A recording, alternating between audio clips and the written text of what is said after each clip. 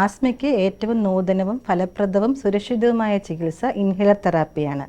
Inhaler വഴി നൽകുന്ന മരുന്നിൻ്റെ ഡോസ് വളരെ കുറവാണ്. മാത്രമല്ല അത് ശരീരത്തിലെ മറ്റ് അവയവങ്ങളിൽ പോകാതെ ശ്വാസകോശത്തിൽ മാത്രമേ എത്തുകയുള്ളൂ. അതുകൊണ്ട് തന്നെ അതിൻ്റെ പാർശ്വഫലങ്ങളും വളരെ കുറവാണ്. എന്നാൽ ഇൻഹേലർ തെറാപ്പി എടുക്കുന്ന കുട്ടികൾ തുടർ പരിശോധനകൾ നടത്തേണ്ടതാണ്. അലർജി നിയന്ത്രണ വിധേയമാകുന്നതനുസരിച്ച് അവരുടെ ഇൻഹേലറിൻ്റെ ഡോസ് കുറയ്ക്കാനും നിർത്താനും സാധിക്കും. ഇൻഹേലർ നിർത്തിക്കഴിഞ്ഞാലും ഇനിയും പ്രശ്നങ്ങൾ ഉണ്ടാകാതിരിക്കാൻ ഡോക്ടറുടെ നിർദ്ദേശങ്ങൾ പാലിക്കേണ്ടതുമാണ്.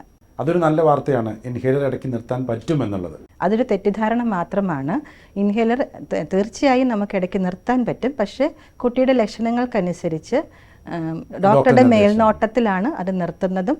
ചിലപ്പോൾ ചെറിയ ജലദോഷവും വൈറൽ ഇൻഫെക്ഷൻ വരുമ്പോൾ ഒരു നിശ്ചിത കാലയളവിലേക്ക് അത് റീസ്റ്റാർട്ട് ചെയ്യേണ്ടി വന്നേക്കാം.